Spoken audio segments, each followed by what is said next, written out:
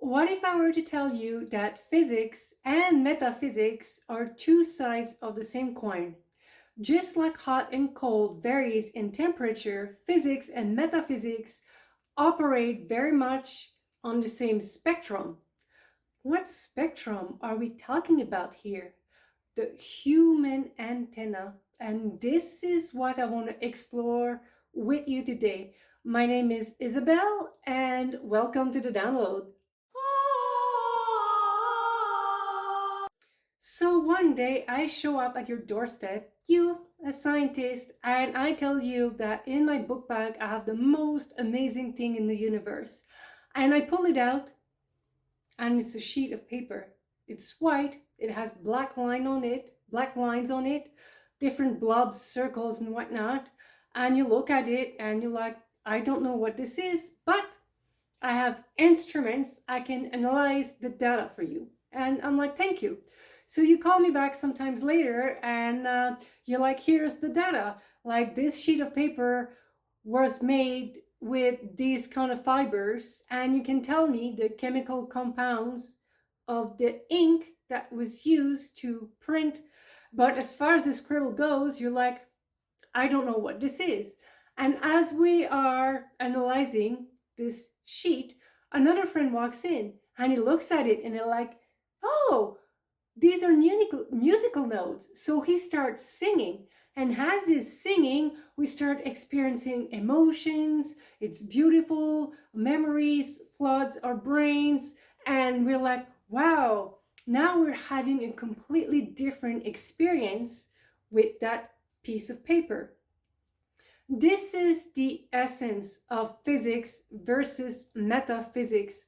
If you think of the universe and engaging with the universe from this human antenna, there is a side that is, yes, data, and the other side is a felt experience.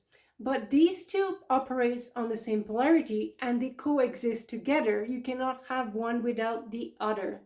So, in that sense, because we are all different in the way into which perhaps we integrate our left and right brain together to feel and learn about the environment about us, around us, we are ultimately going to have very different experiences.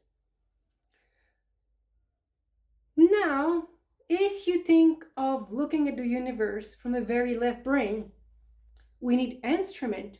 Therefore, our observation of the universe around us is going to be very limited by our capacity to build instruments to gather data for us. But our ability to feel and experience this universe is limitless. In fact, the only thing that can limit it is our left brain, what we think we should be experiencing. From my personal experience, it's easy to think that we live in the three-dimensional universe. But what I've came to experience is what we have is a human brain with the capacity to interpret our reality up to the third dimension.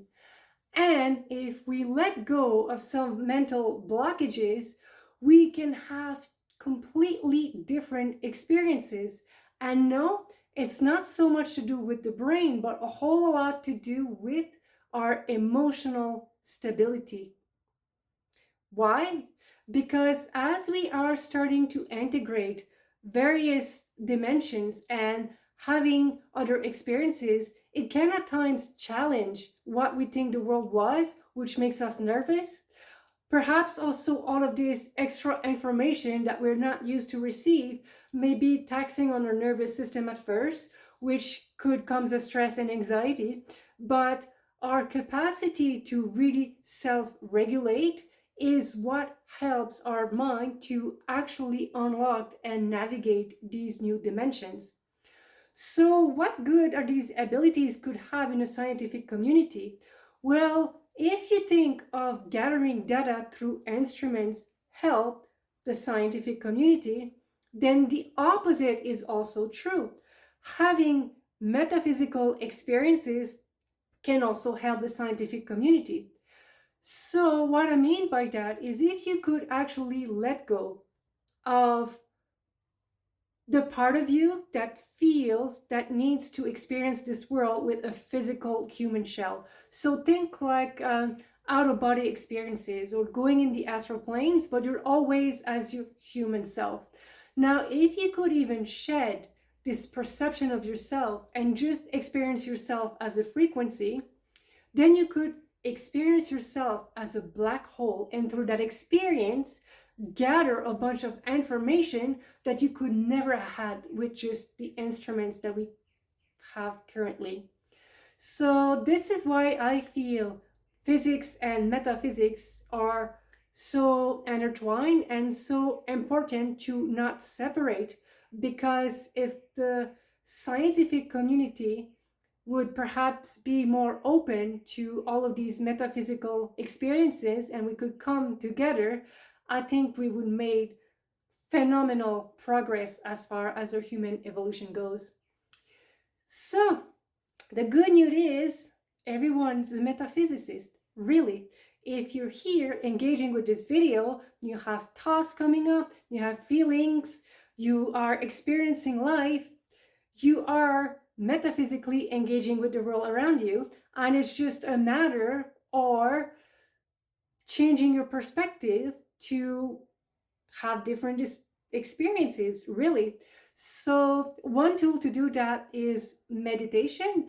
And yes, I'm going to plug myself here and take the time to let you know that every Sunday now at 2 o'clock -5 GMT, Ecuador time, I do live meditation. I do a short metaphysical talk at the beginning, and then I do a short guided meditation. I tap on different things from weeks to weeks. They are recorded here on YouTube, so you can always revisit them later. But I highly recommend you check them out if you want to start on your mind expansion journey, or if you're already there and wish to dive further into it. Thank you for watching. My name is Isabelle, and enjoy the rest of your day.